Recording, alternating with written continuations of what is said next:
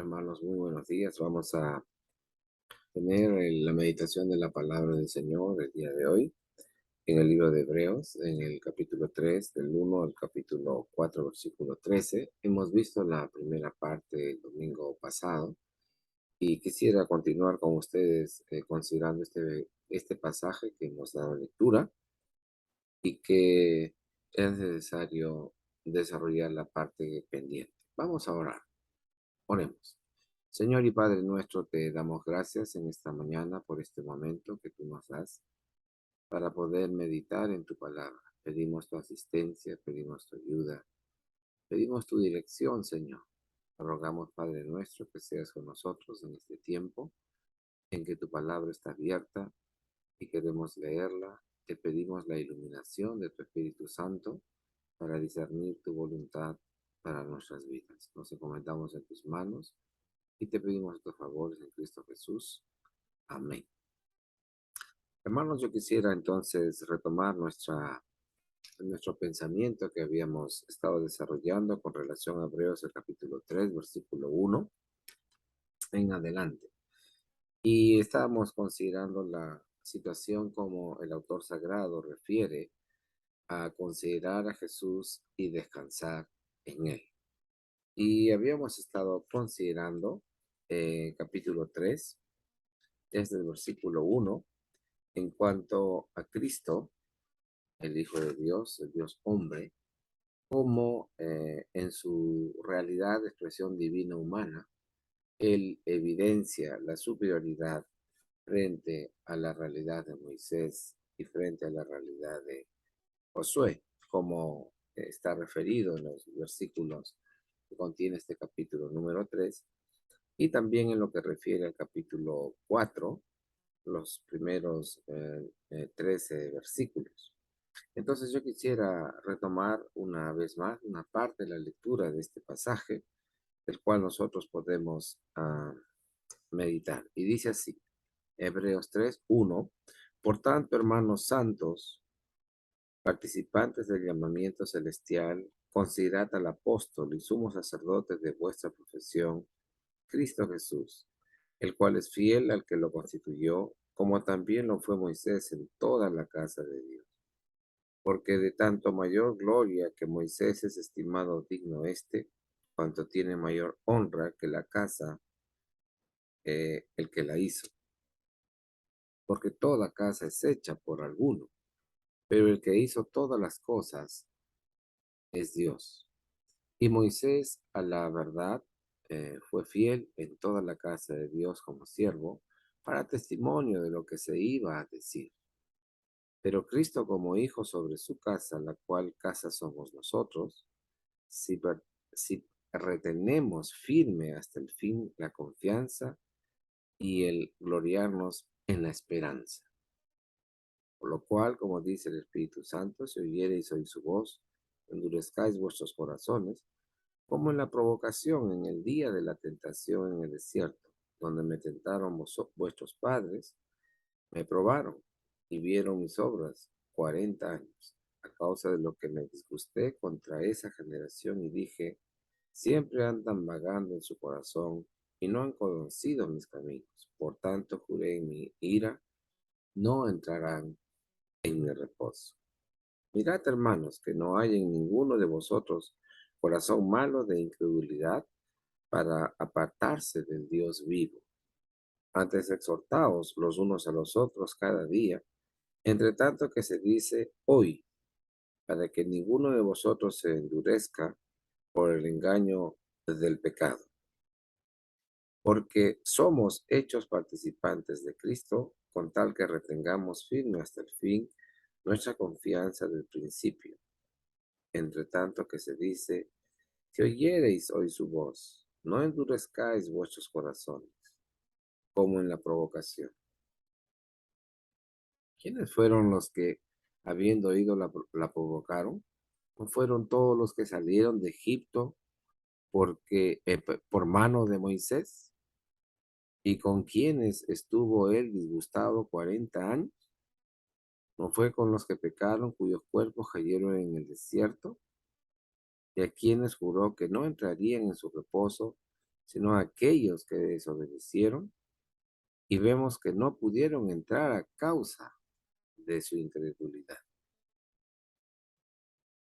Temamos, pues, no sea que permaneciendo aún la promesa de entrar en su reposo, alguno de vosotros parezca no haberlo alcanzado.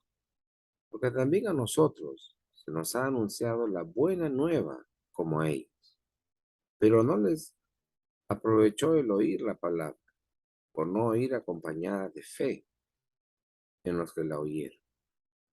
Pero los que hemos creído entramos en el reposo, de la manera que dijo, por tanto juré en mi ira, no entrarán en mi reposo, aunque las obras suyas estaban acabadas desde la fundación del mundo.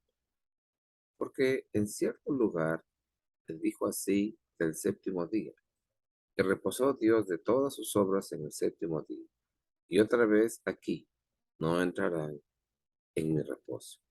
Por lo tanto, puesto que falta que algunos entren en él, y aquellos a quienes primero se les anunció la buena nueva no entraron por causa de desobediencia, otra vez determina un día, hoy, diciendo después de tanto tiempo por medio de David, como se dijo, si oyeres hoy su voz, no endurezcáis vuestros corazones. Porque si Josué les hubiera dado el reposo, no hablaría después de otro día. Por tanto, queda un reposo para el pueblo de Dios. Pero el que ha entrado en su reposo también ha reposado de sus obras, como Dios de las suyas. Procuremos, pues, entrar en aquel reposo para que ninguno caiga en semejante ejemplo de desobediencia. Porque la palabra de Dios es viva y eficaz, y más cortante que toda espada de dos filos, y penetra hasta partir el alma y el espíritu, las coyunturas y los tuétanos, y discierne los pensamientos y las intenciones del corazón. Y no hay cosa creada que no sea manifiesta en su presencia. Antes bien, todas las cosas están desnudas y abiertas a los ojos de aquel a quien tenemos que dar cuenta. Amén. Esta es la palabra del Señor, hermanos. Hemos estado meditando ya el domingo pasado en este pasaje y teníamos, recuerda, como título de este sermón, considerando y descansando en Jesús, considerando a Jesús. ¿Quién es Jesús? ¿Qué hizo Jesús? ¿Qué hace Jesús? Por tanto, descansamos en Él. Es una pregunta que nos ayuda a orientar, llevar nuestro pensamiento en términos del pasaje que ya hemos meditado en una primera parte y que es bueno retomar para continuar más adelante. Habíamos visto en este pasaje del autor sagrado que refiere precisamente esa relación del creyente con su creador. Esa relación del creyente con su creador en tanto hay una realidad latente espiritualmente en los términos de relación con el creador, vida de fe, comunión, etcétera, etcétera, etcétera. Nuestro diario vivir, ¿cómo es?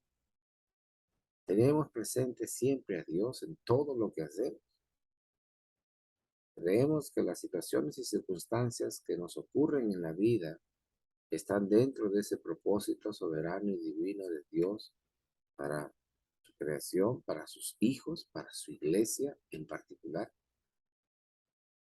Y eso es lo que hemos estado considerando aquí, eh, que la vida cristiana es una guerra. Recuerda que hay nuestra lucha, no es solo con principados, potestades, sino dice con huestes de maldad. Y no es lucha contra sangre ni carne, sino esas huestes espirituales malignas que proponen, promueven, buscan nuestra destrucción como tal. Eso lo describe bien las epístolas y la palabra de Dios como tal.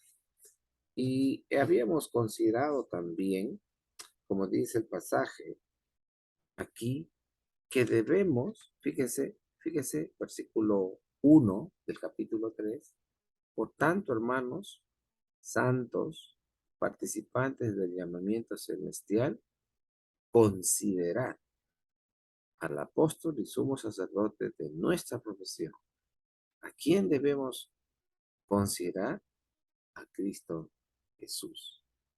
Es importante entonces, según lo que hemos estado considerando en este pasaje, en la epístola a los Hebreos, que el autor sagrado nos lleva nuestra mente, nuestro pensamiento a la persona de Cristo. Y habíamos visto que si escuchamos esta palabra del Señor, no debemos endurecer nuestro corazón. Y alude a la experiencia, recuerda que vimos de Israel en el desierto, ¿cuántos años estuvieron? Recuerda, 40 años. Y esos niños indefensos, de riesgo de ser muertos, destrozados por fieras, por enemigos de Israel en el desierto, llegaron a la tierra prometida. Y los adultos no llegaron, no entraron a la tierra prometida, excepto Josué y Caleb. ¿Y por qué? Porque su corazón estaba no en Dios, sino en ellos, en su mundo, en sus pensamientos, en sus atracciones, en su queja, en su murmuración constante para con Dios. No entraron, como hemos dado lectura a la palabra del Señor. Y precisamente ese es el llamado del autor de Hebreos. Si eso ocurrió en la antigüedad con el pueblo de Dios, el autor sagrado nos llama la atención para que consideremos también qué significa eso. Y obviamente en el siglo I tenía implicaciones muy contundentes. Había en un primer momento cierta hostilización al cristianismo, pero después vemos, como dijimos el domingo pasado, una férrea hostilización eh, por la iglesia del Señor, ¿no? El cuarto siglo Constantino, en el concilio de Nicea, afirma la realidad de la creencia de la fe cristiana como tal. Y son momentos que le toca vivir a la iglesia.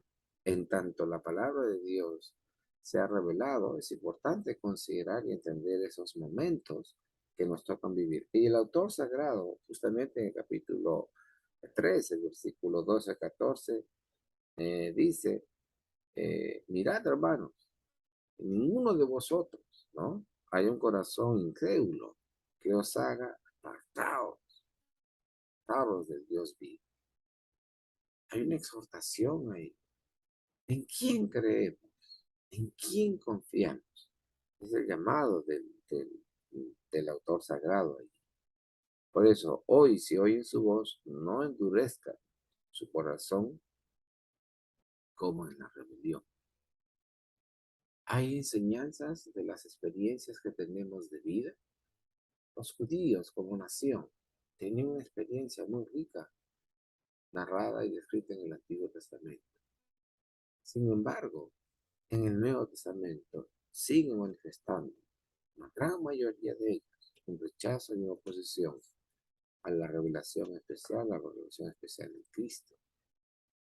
Y como en la palabra, en la profecía se hablaba de él, pero rechazaron al Señor. No todos, un buen grupo de personas, familiares, etcétera, etcétera. En el capítulo 4, de versículo 1 al 13, precisamente ahí está el punto vital. No existe la fe. Temamos pues, estoy en el versículo 1, no sea que permaneciendo aún la promesa de entrar en su reposo, alguno de vosotros parezca no haberlo alcanzado. Porque también a nosotros se nos ha anunciado la buena nueva como a ellos, pero no les aprovechó el oír la palabra por no ir acompañada de fe en los que la oyeron. La fe es imprescindible para entender la palabra de Dios, el mensaje de Dios, entender a Dios, conocer a Dios, amar a Dios. Sin fe es imposible agradar a Dios. Por supuesto. Mirémonos, hermanos, cada uno de nosotros. Y aquí el autor sagrado justamente advierte que aquellos que escucharon el mensaje y no creyeron, no sirvió de nada. Entonces, refiere otra vez en el versículo 3, no entrarán en mi reposo. Capítulo 4, versículo 5, no entrarán en mi reposo. Si escuchas su voz, no endurezcas tu corazón, dice la palabra. ¿En quién creemos? ¿En qué creemos? Dios soberano, creador de los cielos y de la tierra, que ha establecido la salvación de su pueblo, que ha establecido la salvación de su pueblo por medio de la obra de su Hijo Jesucristo, el perdón de todos nuestros pecados, es proclamado y anunciado, es recibido. El Señor Jesús hace el llamado: arrepentíos, creed en el Evangelio. Eso es lo que hemos visto hasta aquí en nuestra meditación el domingo pasado. Entonces, si Cristo es superior a los ángeles, hay una primera advertencia justamente cuando dice en capítulo 2, no te desvíes descuidando tu salvación. Luego, más adelante en el capítulo 2 y también hasta el final de este capítulo, nuevamente se alude a la persona de Cristo, se exalta a la persona de Cristo. La majestad gloriosa de Cristo se manifiesta y se presenta y se da a conocer aquí. Él es Dios, Él se hizo hombre, Él dio su vida para salvar a su pueblo de sus pecados. Y luego en el capítulo 3, como hemos dado lectura, eh, continúan las referencias a la persona de Cristo. Podríamos decir la exaltación de él. Pero otra vez, fíjense, otra vez, hay una advertencia. Si usted ve ahí en el capítulo 3, del versículo 7 hasta el capítulo 4, 13, capítulo 3, versículo 7, si oyeres hoy su voz, no endurezcáis vuestros corazones. Hay una exaltación de Cristo porque ha logrado para su iglesia la salvación. Y hay una advertencia, no desvíes, no descuides de tu salvación. Y hay ahí esa referencia, ¿no? En el capítulo número 4, que hemos dado lectura, precisamente alentándonos a vivir esa vida nueva en Cristo Jesús. Entonces, ¿qué es lo que dijimos el domingo pasado? Que debemos considerar a Jesús siempre. Nunca debemos olvidar a Jesús. Nunca debemos dejar de considerar a Jesús en nuestras vidas. ¿Recuerda usted cuando Nicodemo, el gran maestro de la ley, fariseo, uno de los principales, se acerca a Jesús? ¿Recuerda usted ese pasaje en Marcos? ¿Qué, qué refiere, perdón, en Juan, qué refiere este pasaje de Juan 3? Un pasaje muy, pero muy conocido. Y podemos verlo allí, Juan capítulo 3, versículo 1. Había un hombre de los fariseos que se llamaba Nicodemo, un principal entre los judíos, un PhD en teología del Antiguo Testamento, podemos decir. Un hombre versado, conocedor de la ley. No es un hombre ignorante, es un hombre culto, informado, versado, particularmente en la ley de Dios. Este vino a Jesús de noche y le dijo: Rabí, sabemos que has venido de Dios como maestro, porque nadie puede hacer estas señales que tú haces si no está Dios con él. Hay un principio de fe en Jesús, por lo que Jesús hace. ¿No es cierto?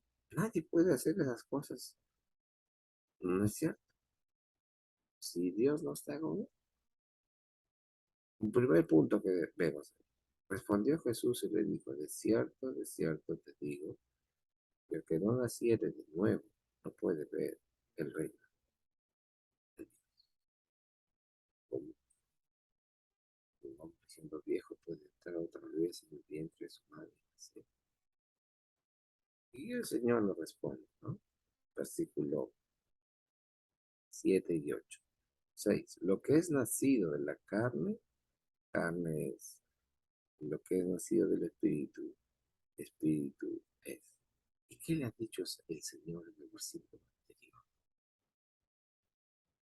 El que no naciere de agua y del Espíritu no puede entrar en el reino. La ley del Antiguo Testamento hablaba, anticipaba de Jesús. Jesús estaba allí comunicando el Evangelio de salvación. ¿Y qué debería ser el hombre creer? Y Nicodemo, en su lógica muy humana, no entiende el nuevo nacimiento. ¿Qué hay más allá de la vida del ser humano? ¿Qué hay más allá de comer, que dormir, que estudiar, que trabajar, que hacer enésimos emprendimientos en esto? ¿Qué más hay? Solamente comemos, dormimos y ahí fue la existencia del ser humano. No, la palabra de Dios nos muestra que hay algo más grande y glorioso. ¿Cómo puede un hombre naciendo siendo viejo? ¿Cómo puede un hombre nacer siendo viejo? ¿Puede acaso entrar por segunda vez en el vientre de su madre? De cierto te digo, que el que no naciere de agua y del Espíritu no puede entrar en el reino de Dios. El Señor Jesús habla de un nuevo nacimiento. Y en este capítulo 3 podemos ver allí que nunca debemos dejar de considerar a la persona del Señor Jesucristo. Es la enseñanza fundamental. Y en el capítulo 3, como hemos visto, hay una exaltación a Él. Una exaltación por lo que Él es. ¿Y qué hizo Cristo en este mundo? Logró la salvación, alcanzó la salvación para su pueblo al morir en un madero, experimentando la ira, el castigo de Dios por el pecado del hombre. Y que si algo más hemos considerado aquí, en el versículo 1 del capítulo 3 es muy importante. Por tanto, hermanos santos, hermanos escogidos por Dios, hermanos separados por Dios, hermanos que tienen una nueva vida, una vida diferente a la que el mundo plantea y presenta. Por tanto, hermanos santos, participantes del llamamiento celestial, considerad al apóstol y sumo sacerdote de nuestra profesión, Cristo Jesús. Y el autor sagrado nos exhorta a considerar a Jesús. Tenlo presente, no lo ignores. Sabe quién es Él. Y hoy día, en este año 2022, después de Cristo, hace 2 milenios, se sigue proclamando el mismo evangelio. Es importante entonces considerar quién es Jesús. Eso implica tiempo, dedicación, esfuerzo. nos tomamos un tiempo para leer la palabra, para meditar en la palabra. ¿Cómo ese ser divino, humano, humano divino, pudo hacer lo que hizo? ¿Quién era? ¿Cómo es eso? Podemos ir a Filipenses, puede abrir su Biblia en Filipenses en el capítulo número 2, un pasaje muy conocido también. Filipenses capítulo 2, versículos 5 al 8, ¿qué nos dice? Haya pues en vosotros este sentir que hubo también en Cristo Jesús. De lo que dice el autor de Hebreos, el apóstol Pablo está aludiendo. Cristo Jesús tuvo este sentir, el cual siendo en forma de Dios, no estimó el ser igual a Dios como cosa que aferrarse, sino que se despojó a sí mismo tomando forma de siervo, hecho semejante a los hombres, y estando en la condición de hombre, se humilló a sí mismo, haciéndose obediente hasta la muerte y muerte de cruz. Hermanos, ¿qué significa esto? Considerar a Jesús. Nos exhorta, nos llama a la atención el autor sagrado de Hebreos. Y Jesús, narrado por otro autor, Pablo en Filipenses, nos muestra qué cosa hizo él. Se humilló, se humilló hasta lo sumo, muriendo en una cruz para alcanzar la salvación de su pueblo. No es otro hecho más trascendente que el hecho de la persona. Por supuesto que hay muchos personajes en la historia de la humanidad. Hay muchas religiones, por supuesto. La coherencia del mensaje y de los hechos, ¿qué demuestra? La veracidad del evangelio, del mensaje que se nos da. No, hay muchos errores. Yo recuerdo cuando estaba en el seminario estudiando teología. No recuerdo ahora el nombre, ya más de 40 años del autor. Y los errores de la Biblia. Los errores de la Biblia. Sin embargo, esos aparentes errores, o esos errores que se decían, eran aparentes porque no coincidían de acuerdo a la descripción bíblica como tal. Entonces, Cristo Jesús vino a este mundo para dar su vida por su pueblo, por su iglesia. Él se despojó a sí mismo, tomó la forma de siervo, semejante a los hombres, y se humilló a sí mismo, haciéndose obediente hasta la muerte y muerte de cruz, por amor de su pueblo. De tal manera amó Dios al mundo que daba a su Hijo unigénito, para que todo aquel que en él cree no se pierda, mas tenga vida eterna. Los que somos casados y tenemos hijos, podemos entender en los términos humanos un poco más o un poco más de profundidad o fuerza esta verdad revelada. Pero no es suficiente, no es suficiente. Necesitamos el don de la fe en Dios. ¿Cómo amó Dios a ese mundo para que diera a su Hijo en sacrificio por él? Ese es el amor de Dios.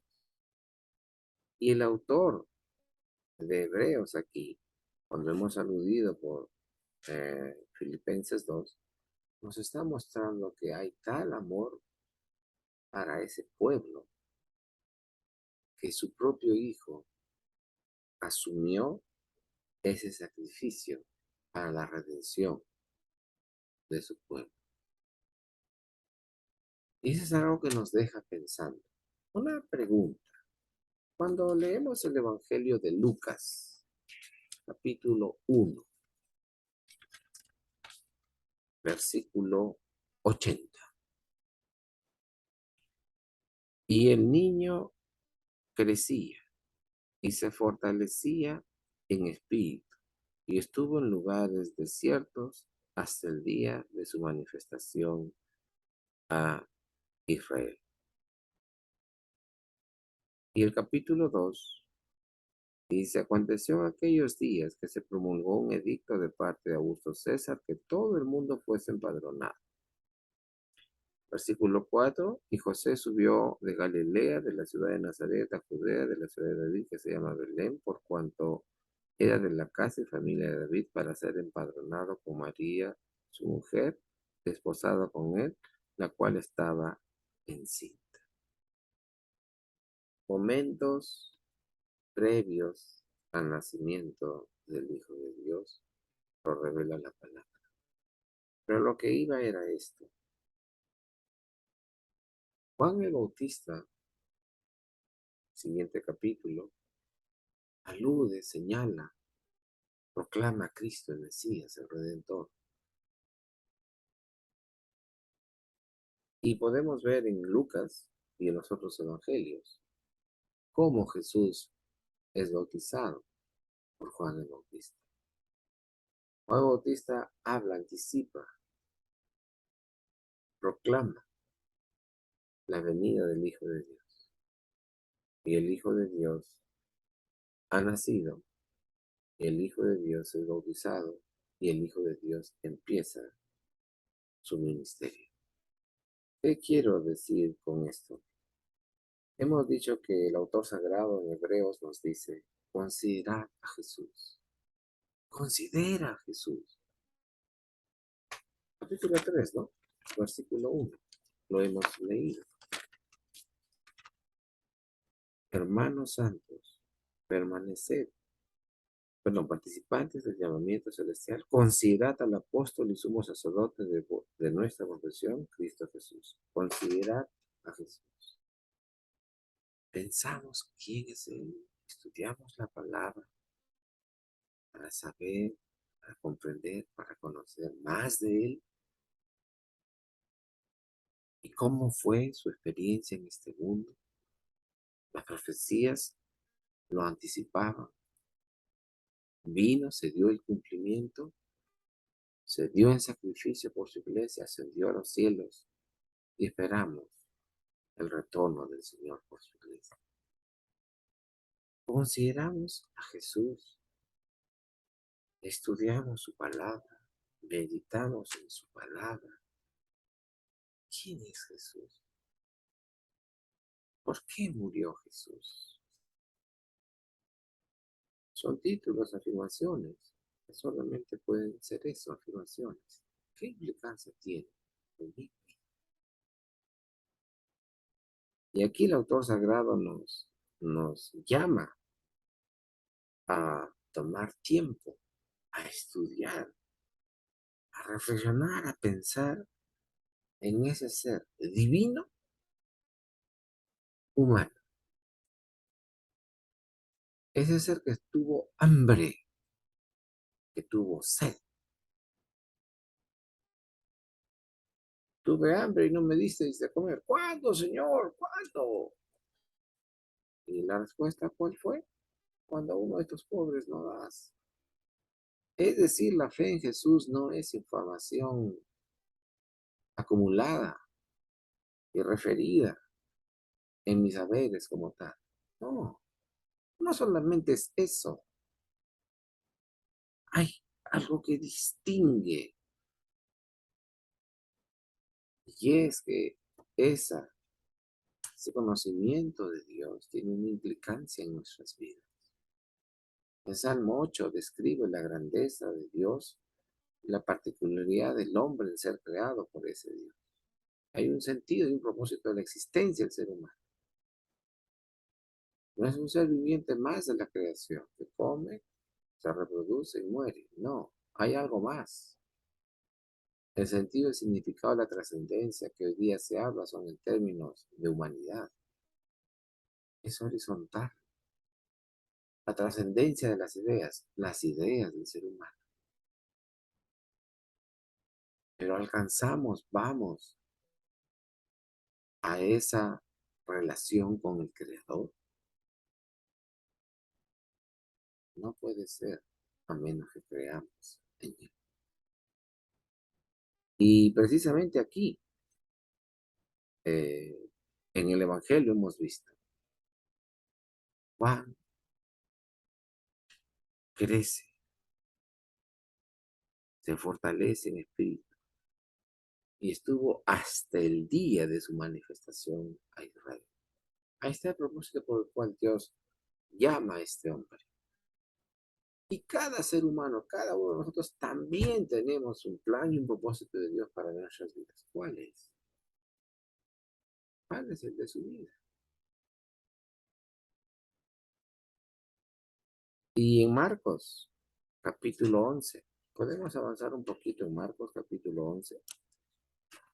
Y en Marcos, capítulo 11, ya vemos que estamos entrando a la parte final del ministerio del Señor Jesús, la entrada triunfal en Jerusalén.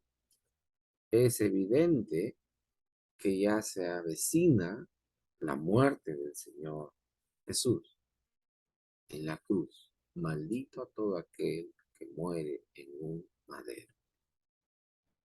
Así fue la obra de Jesús. ¿Quiénes eran crucificados? La escoria del mundo, de la sociedad romana, al que había que expresarle toda la carga de la ira, el desprecio y la deshonra como tal. Se humilló a sí mismo. Hemos leído Filipenses. Hasta lo último, el Señor manifestó su propósito redentivo y en esos términos dados por la humanidad que Dios usa para cumplir su propósito eterno, se da. Y el Señor muere crucificado en una cruz. ¿Y ahí fin de la historia y acabó? No, el Señor resucitó. No, impostores, páguenle, páguenle para que digan que han venido sus discípulos. Lean los evangelios. El Señor Jesús resucitó. Saulo, Saulo, ¿por qué me persigues? He identificado la respuesta de este fariseo. ¿Quién eres, Señor? Ahí hay todo un tema para estudiar. Entonces, lo que nos muestra aquí el autor de Hebreos es un mensaje trascendente, un mensaje glorioso, un mensaje que va más allá del discurso y va a los hechos concretos y reales de la persona del Señor Jesucristo. Y lo podemos ver ahí en la entrada final a Jerusalén, Marcos capítulo 11. Y todo lo que pasó con el Señor Jesús en esos últimos 10 días antes de su crucifixión. Pero la idea, ¿cuál es aquí? El Señor está con sus discípulos y está enseñándoles que es inevitable que su muerte se evite. Él va a morir en la cruz y Él tiene su tiempo. ¿Recuerda usted cuando Él está en el Getsemaní? No se haga mi voluntad, sino ya tuviese su plegaria al Padre.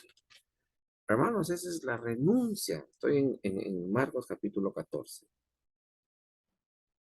Versículo 36. Abba, Padre, todas las cosas son posibles para ti. Aparta de mí esta copa, mas no lo que yo quiero, sino lo que tú quieres. Era un momento crucial, importante en la vida de Jesús. Él pudo desistir de ser humillado, de esa manera. No se haga mi voluntad, sino la tuya. Consideramos a Jesús. Y quisiera que en ese sentido pudiésemos nosotros tener presente lo que el apóstol justamente refiere allí.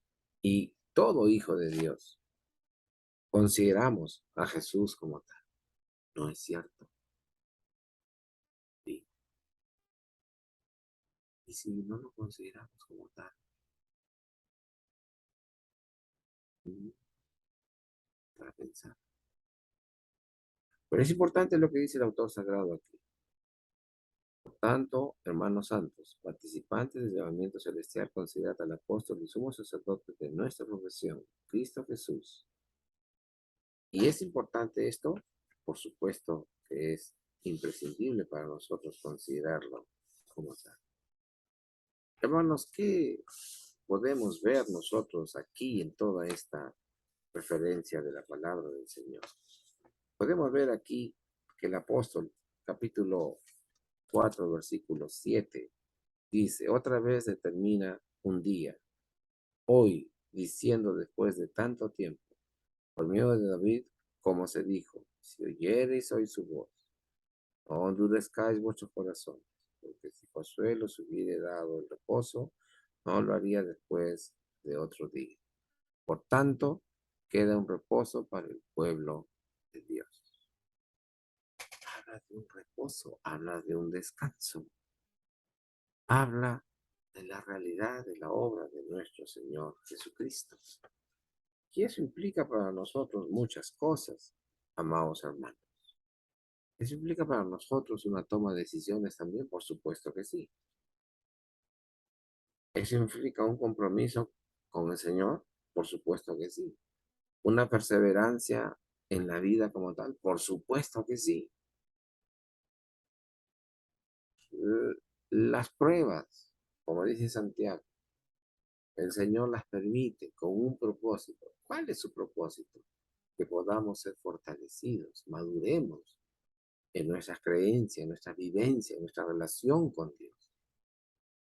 Y no tenemos este tipo de actividades, eh, perdón, lo tenemos esta experiencia en otro tipo de actividades cotidianas, ¿no es cierto? Cuando somos evaluados en las materias académicas, cuando se nos pide o pedimos un trabajo de investigación,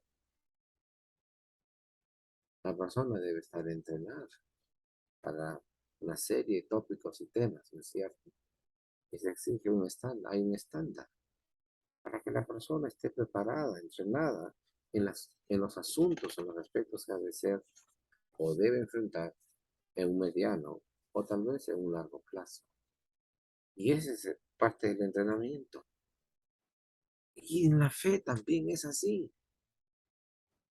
Y recuerde, como dice 1 Corintios 10, nunca vamos a ser probados más allá de lo que podamos resistir, porque fiel es Dios que juntamente con la tentación dará la salida. Santiago, Corintios nos muestran la realidad de Dios en esa experiencia de fe del creyente. Consideramos a Jesús en nuestro diario caminar.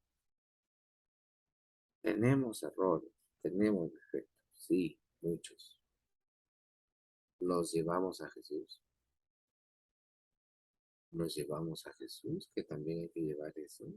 Sí, el que quiera ser mi discípulo, Marcos te dice el Señor Jesús en Marcos, niéguese a sí mismo, renuncie, sí, tengo que cambiar de forma de pensar, sí, ok. ¿Qué más dice? Tome su cruz, ahí viene el costo, ahí viene la renuncia efectiva, objetiva en nuestra vida, en todo orden, y no termina ahí. ¿Qué dice? Sigue. Entonces, necesitamos entender esa realidad. Y Hebreos, el autor sagrado aquí, nos muestra que Jesús es nuestro descanso. versículo 1 al versículo 13 que hemos leído. Y debemos ser sinceros para con Dios y con las relaciones humanas interpersonales y todo orden de cosas que hacemos.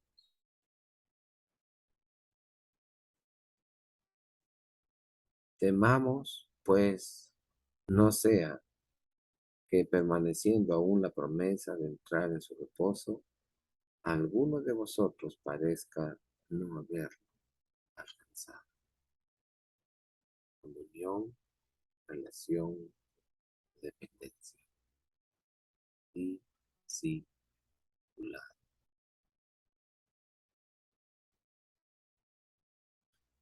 Y tiene que ver con el discípulo, con el seguidor.